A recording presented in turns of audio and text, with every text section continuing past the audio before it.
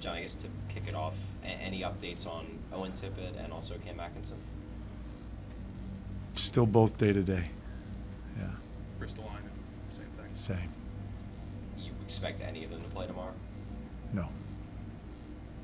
Excited to get a look at Jackson Cates. I remember you said you really thought he'd be back here at some point. Here it is in game 2.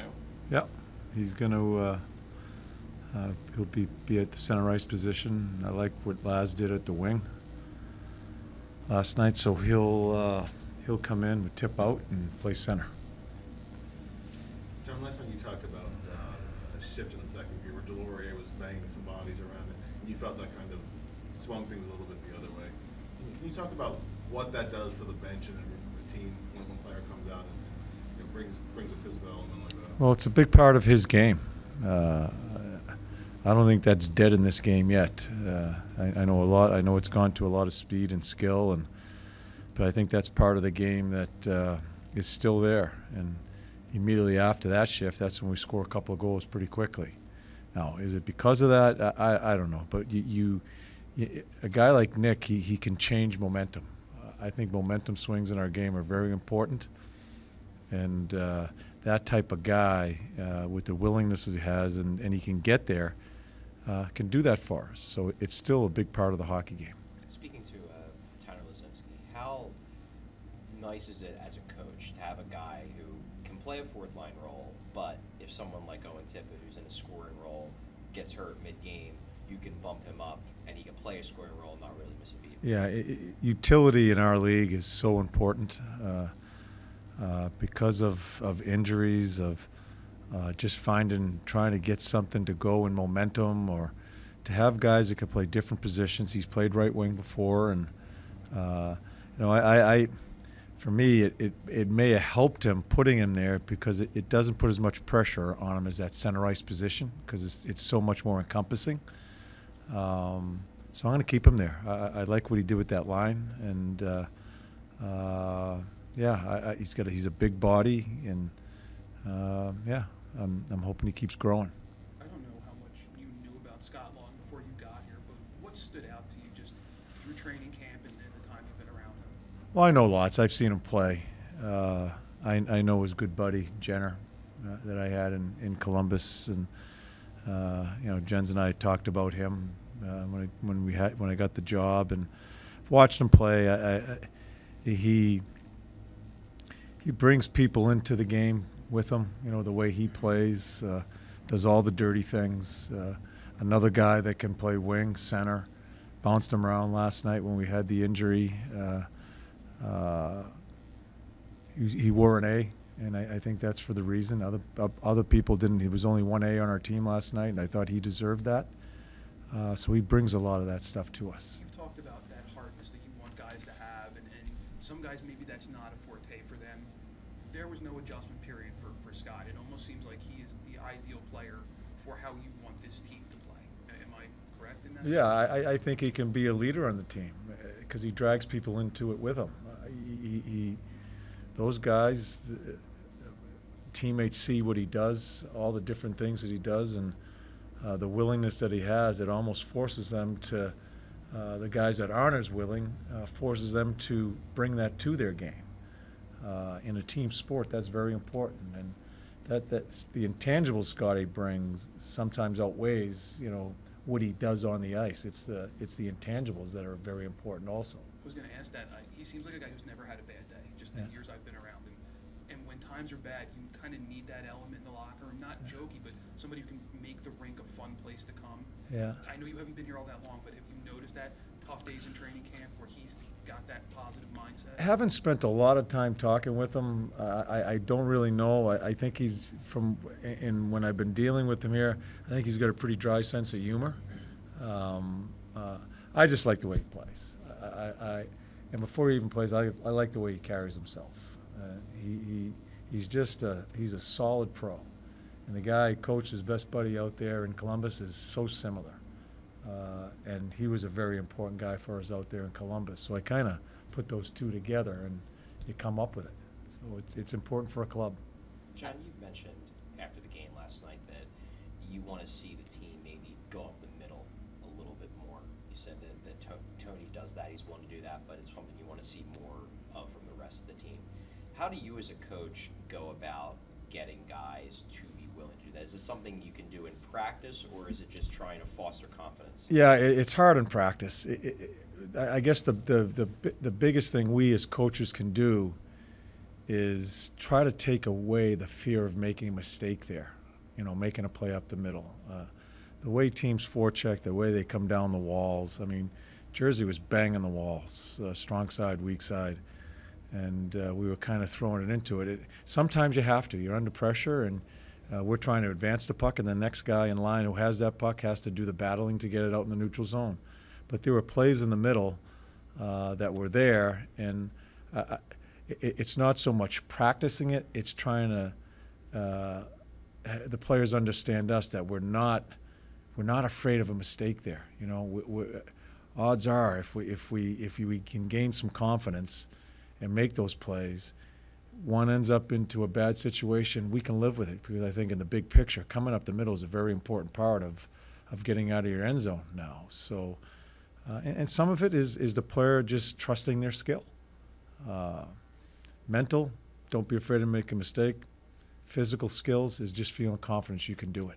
Do you get the sense that some, maybe not all, but some of these guys, especially due to the way the last couple of years have went, have kind of been hardwired to not take risks because they're expecting the worst out there, they're expecting the worst possible outcome? Yeah, I don't know how it was. I didn't follow you guys as far as all the stuff that's gone on here. I'm not sure if that was part of the bad stuff that happened here. I don't know.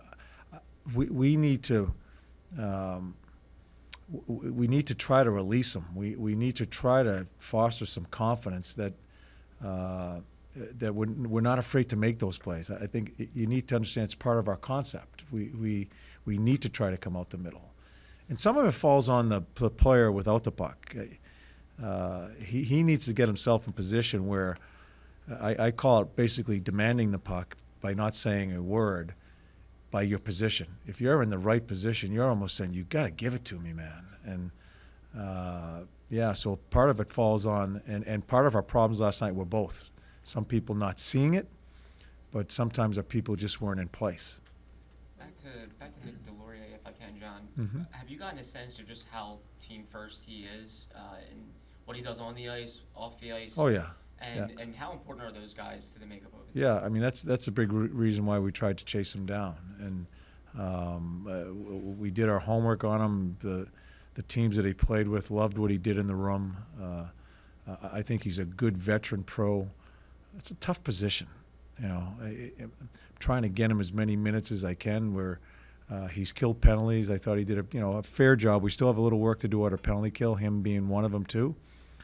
But the glue that he can bring for us in some of the things that he's going to eventually do for our team, where other people just aren't capable of doing, is very important as far as the camaraderie and the tightness of the group. Going back to making mistakes and players needing to be in the right places, you mentioned there are execution mistakes and there are read mistakes. Mm-hmm. When a guy makes the wrong read, is that something that you can help them with? Make a better read, or is that something that they immediately need to have? Yeah, Awareness? no. I think players. I'll answer it in two ways. I think certain players see the ice better. I think players see the rush better, and it's clearer to them. Sure, that's a skill, but a big part of our job in coaching is not only teaching those players, but other players that just aren't as in depth as reading as quickly. And this is like defense is a tough position to play because you have to make those reads so quickly. That's part of our job, is to teach them, and part of our job is to teach them is not to frighten them either, that they're going to make a mistake. And it's a game of mistakes on both sides of the puck. Turnovers offensively, whatever it may be, when you have the puck, and reads. Our job is to try to chip them out.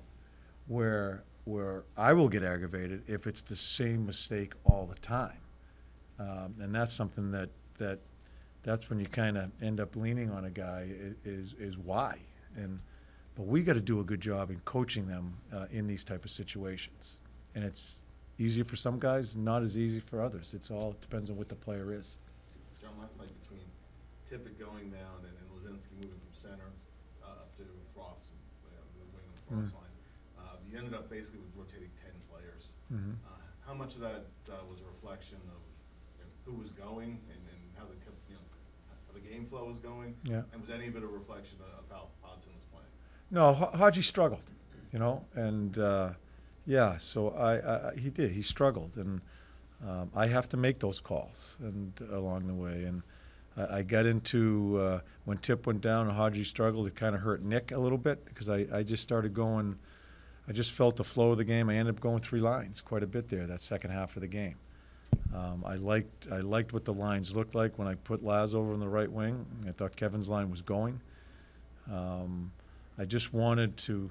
I thought we were on our heels when we were up 3-1.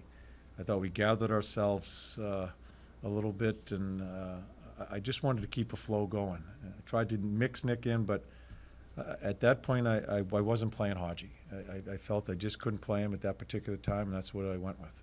John, you mentioned a couple minutes ago talking about the idea of what bothers you is when it's the same mistake over and over again, and that's probably when you're going to start leaning on guys.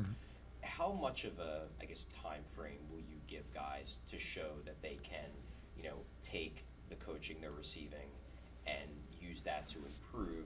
And when does it reach the point where you feel like you kind of have to step in? Yeah. It's a hard question. I can't say it's 7 days, it's 10 days. It's a feel for me. And quite honestly, it comes down to, I'll put it to you this way. I think sometimes can the guy, do you think he's ever going to understand? Is he capable of understanding how we want to play or in certain situations? Is it stubbornness? There's a lot of things that happen when you start coaching, and I think it becomes a feel for a coach. And, does he agree? Is he assessing the same way? And these are the conversations that you have to have. And this is where I've got to be better as a coach, in allowing those conversations to happen. Some days I'm good at it, some days I'm not. I readily admit that. But I think that's very important, is to let them have a bit of a forum to talk to you too.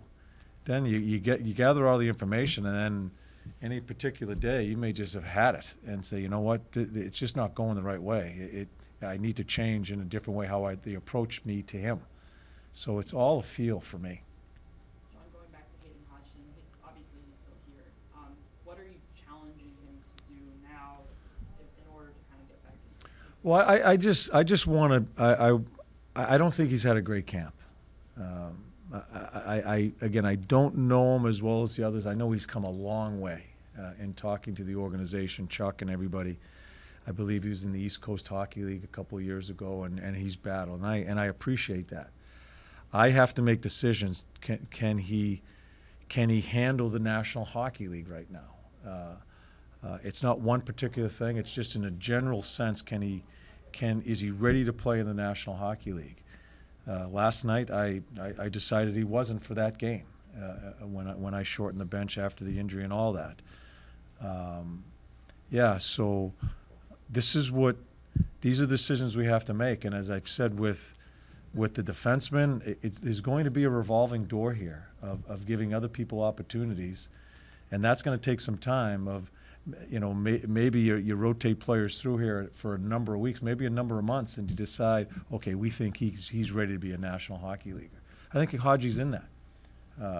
I don't want Haji sitting here playing 4 or 5 minutes a game when he can be developing down there and getting a ton of minutes. It's unfair. Same thing with the young defenseman we sent down.